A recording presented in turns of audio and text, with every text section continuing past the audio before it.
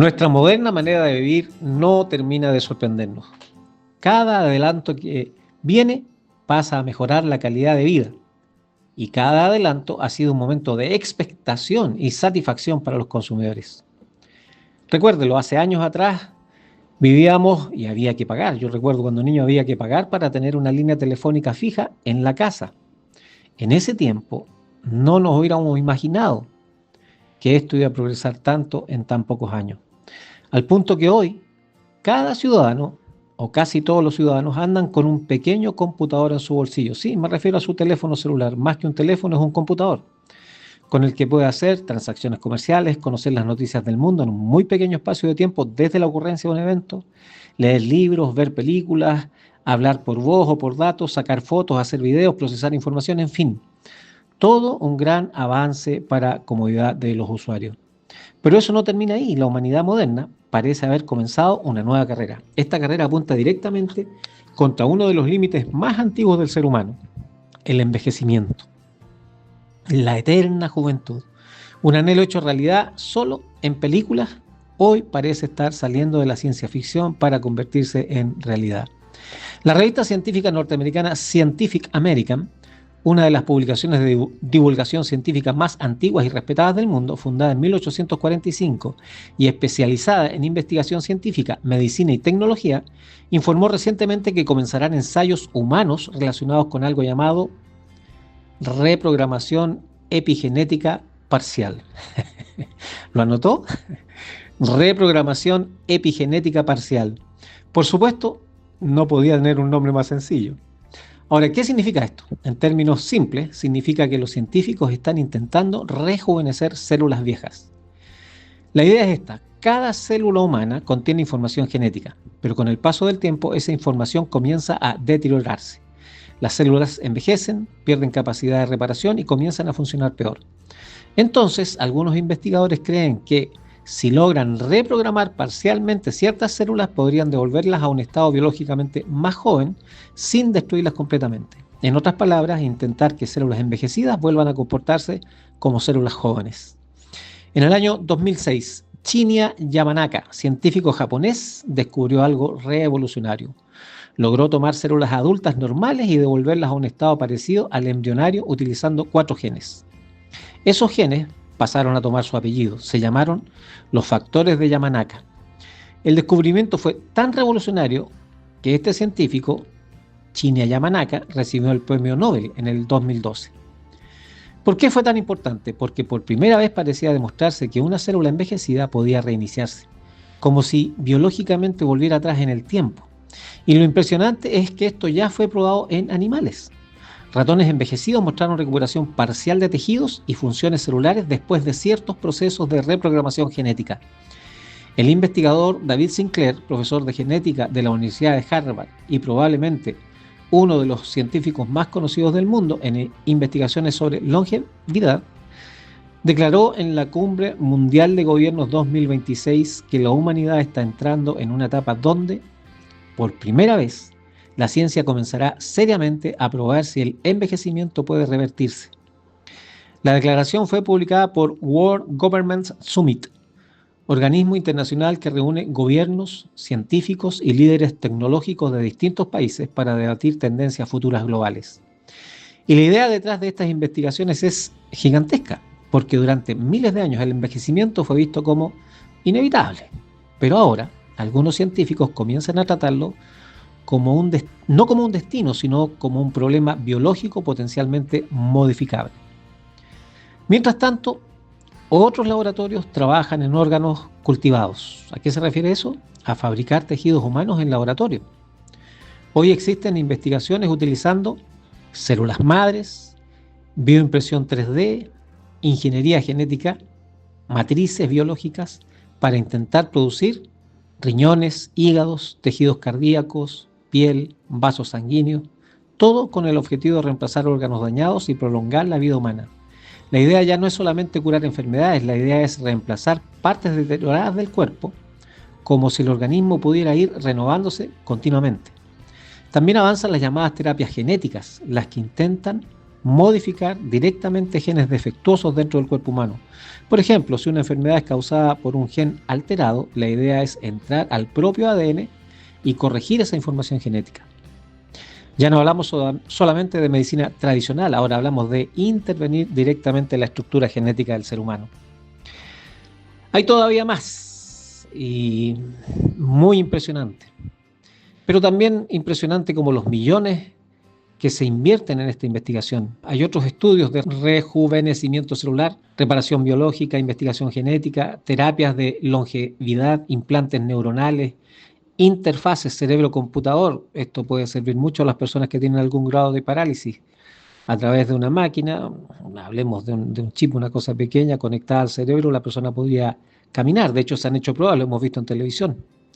Se les ponen prótesis inteligentes controladas por el pensamiento. También está la restauración de la visión, la recuperación de movilidad mediante señales cerebrales, en fin. Es mucho lo que va ocurriendo de manera simultánea. Ya no solamente mejorar la salud, los medicamentos, sino evitar el envejecimiento e intervenir el cuerpo de tal forma de hacerlo casi eterno y saludable. ¿Podrá el ser humano lograrlo? No lo sé. Ahí le dejo la pregunta. Es interesante, es muy interesante poder informarse de esto, pero mejor hagamos lo que hacemos siempre en este programa. Vamos a ver qué dice la Biblia. Voy a leer Salmo 90, versículo 2. Antes que naciesen los montes y formases la tierra y el mundo, desde el siglo y hasta el siglo, tú eres Dios. Hasta ahí el pasaje. Ya sabe usted que estamos en la serie que busca conocer los atributos de Dios. Todo este avance y las pretensiones del ser humano de poder intervenir sobre lo que siempre ha sido una limitante, me refiero al envejecimiento, con las enfermedades y limitantes que ello trae, nos sirve de puente para hablar de otro atributo de Dios, la eternidad. El versículo recién leído nos enseña que Dios es eterno. Ese es el atributo. Dios es eterno. También es un atributo que no es fácil de comprender. El pasaje habla que antes de los montes Dios ya existía. Algo tan sólido como una montaña es posterior a Dios. Y luego intensifica esta eternidad con la frase desde el siglo y hasta el siglo. Es decir, desde antes, sin definición de fecha, hasta después, sin definición de fecha. Algo que de verdad nos cuesta imaginar es que Dios no tiene principio. Raro para nosotros porque todo en nuestro mundo tiene fecha de inicio y fecha de expiración, incluyendo el ser humano. Pero Dios no tiene esa limitante, es eterno. El Salmo que acabo de leer más adelante, versículos 5 y 6 dice: los arrebatas como torrente de aguas, son como sueño, como la hierba que crece en la mañana. En la mañana florece y crece, a la tarde es cortada y se seca. Hasta ahí el pasaje. Aquí aparece una diferencia gigantesca entre Dios y el hombre. El hombre nace, envejece, cambia, muere. Entre medio, el hombre hace todos estos avances que estamos haciendo, pero definitivamente muere. Dios no. Dios no comenzó, no envejece, no cambia, no terminará jamás. La eternidad de Dios significa que Dios existe eternamente fuera de los límites del tiempo humano. No depende de relojes, de años, de generaciones, de ciclos biológicos. Salmo 57:15. El hombre como la hierba son sus días, florece como la flor del campo, que pasó el viento por ella y pereció, y su lugar no la conocerá más. Hasta ahí el pasaje. Voy al Nuevo Testamento ahora, Santiago 4:14. Vamos ahora, los que decís, hoy y mañana iremos a tal ciudad y estaremos allá un año, y traficaremos y ganaremos, cuando no sabéis lo que será mañana. Porque ¿qué es vuestra vida? Ciertamente es neblina, que se aparece por un poco de tiempo y luego se desvanece. Hasta ahí el pasaje. La Biblia constantemente nos revela la arrogancia humana y nos pone en el lugar que nos pertenece por naturaleza. El hombre construye imperios, empresas, desarrolla tecnologías como las que estamos hablando, acumula fortunas, ideologías, y aún así sigue siendo frágil, temporal, mortal. El ser humano que vive sus días sin considerar al Creador intenta desesperadamente no pensar en eso. Intenta además, como acabamos de verlo, el luchar contra la naturaleza y ganarle. Pero tarde o temprano, el cuerpo envejece, aparecen enfermedades, aparece deterioro y finalmente llega la muerte. Pero acá aparece algo interesante que es necesario considerar. El hombre compartirá con Dios la capacidad de existir eternamente.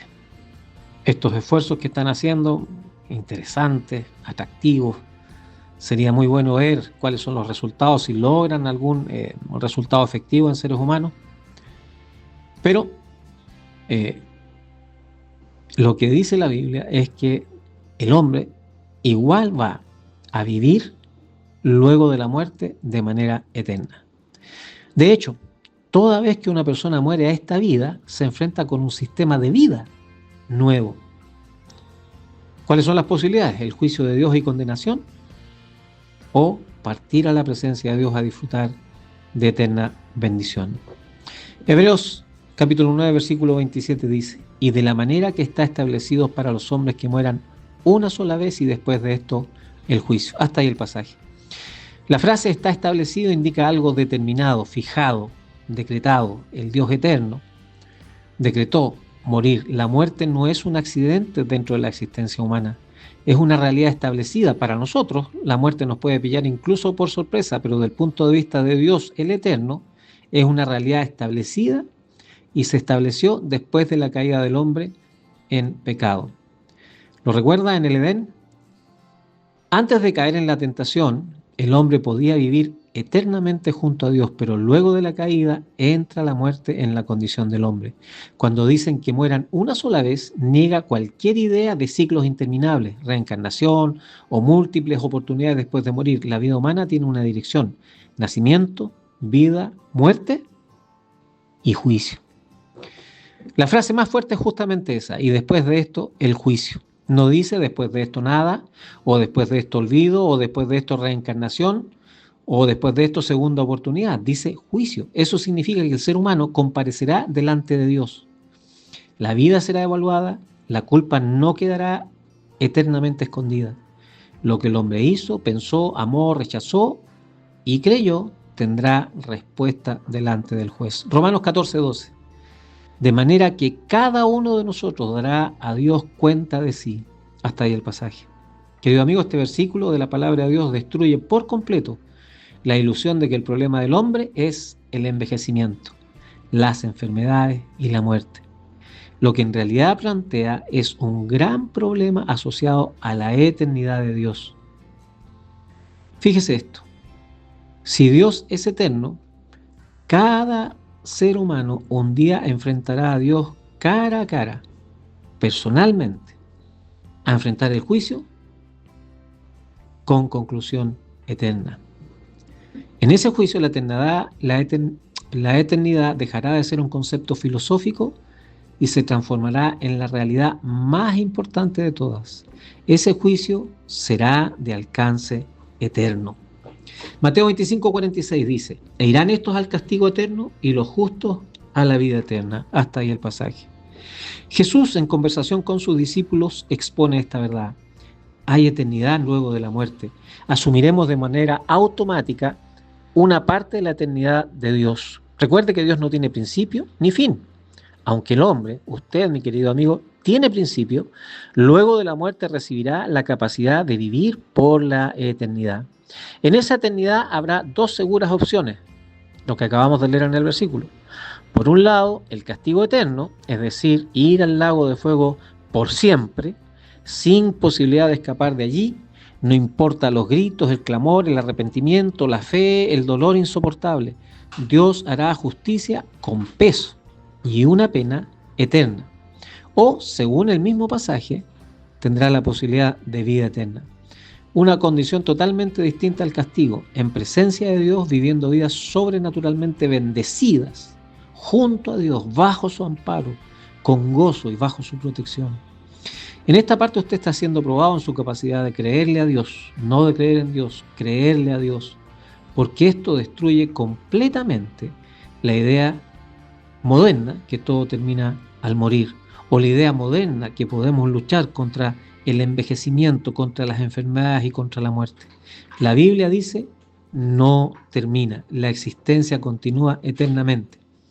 Apocalipsis 20:11 dice lo siguiente: y vi un gran trono blanco y al que estaba sentado en él, de delante del cual huyeron la tierra y el cielo, y ningún lugar se encontró para ellos. Y vi a los muertos grandes y pequeños de pie ante Dios, y los libros fueron abiertos, y otro libro fue abierto, el cual es el libro de la vida. Y fueron juzgados los muertos por las cosas que estaban escritas en los libros según sus obras. Y el mar entregó los muertos que había en él, y la muerte y el Hades entregaron los muertos que había en ellos. Y fueron juzgados, cada uno según sus obras. Y la muerte y el Hades fueron lanzados al lago de fuego. Esta es la muerte segunda. Y el que no se halló inscrito en el libro de la vida fue lanzado al lago de fuego. Hasta ahí el pasaje. Querido amigo, apoyado en la palabra de Dios, debo decirle que saber que Dios es eterno nos obliga a comprender que ya sea que vamos a su presencia a gozar de su gracia y misericordia, o que vaya al lago de fuego en un acto punitivo de justicia divina, ambos serán iguales en tiempo, ambos serán eternos. Es la más fuerte de las implicancias de saber que Dios es eterno. Juan 3:16 dice, porque de tal manera amó Dios al mundo que ha dado a su Hijo unigénito para que todo aquel que en él cree no se pierda más, tenga vida eterna. Hasta ahí el pasaje. Antes de que piense y me diga que Dios es demasiado estricto, le invito a pensar en lo correcto, en el pasaje que acabo de leer.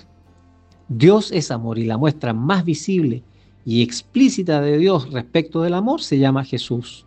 Él, siendo Dios, se humanó, se puso en medio nuestro, abandonó todas sus prerrogativas como Dios exclusivamente por amor.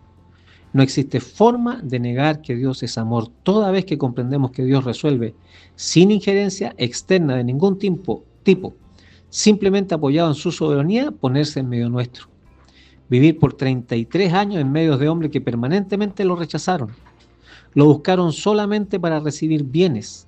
Ciegos que vieron, leprosos limpiados, muertos resucitados, piernas o brazos cortados restituidos, paralíticos caminando, pero que el día que tuvieron que escoger entre Barrabás y él, escogieron a Barrabás y condenaron a Jesús a morir en la cruz. Estando en la cruz, Jesús clama, Padre, perdónalos, porque no saben lo que hacen, porque justamente todo ese odio al santo y justo no era otra cosa que Dios mismo entregando a las personas de este mundo, a usted y a mí, querido amigo, la única posibilidad de alcanzar salvación y escapar del juicio de Dios. Eso dice el pasaje.